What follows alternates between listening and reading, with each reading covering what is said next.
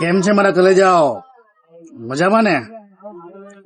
જો તમારો ભાઈ છે ને હવે રોડે આવ્યો બેવા હાટું મુંબઈની ગલીઓમાં,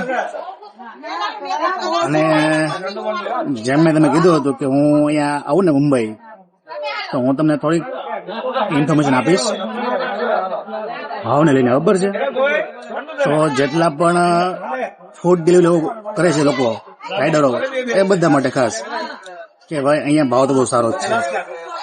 જે આપણને સન્ડેમાં, રવિવારે આપણને જે ભાવ મળે ને એ ભાવ અહીંયા કાયમ માટે હાલે છે. એટલે મેં ઘણા ખરા રાઇડર અહીંયા હતા, સ્વિગીમાં, ઝોમેટોમાં બધાને પૂછ્યું મેં.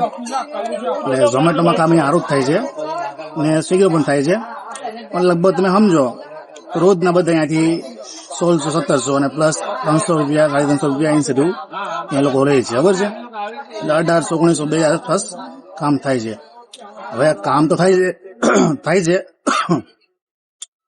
પણ અહીંયા બહુ હેવી ટ્રાફિક છે. બીજું કે અહીંયા લગભગ 30-35 માળની બિલ્ડિંગો છે.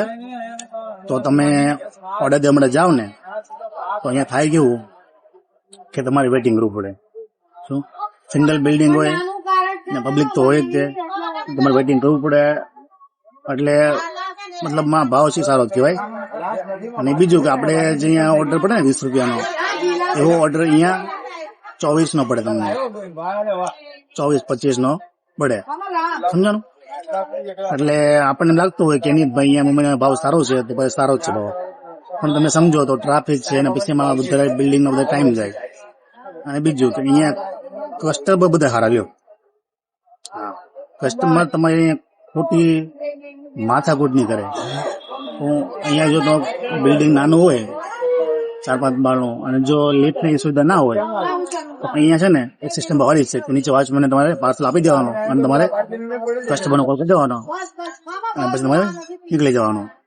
પણ આપણે હાવ બેકાર સિસ્ટમ. આપણે એના કસ્ટમરો એવા ને કે તમને ઉપર બોલાવે. અને આપણે એમ કહીએ કે ભાઈ તમે થોડુંક નીચે આવી જાઓ, તો ન આવે અને દાદાગીરી કરે, ખોટી કરે માથાકૂટ.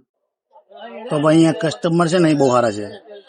મુંબઈની અંદર બેસ્ટ વસ્તુ આ જ છે, કસ્ટમરો બહુ સરસ.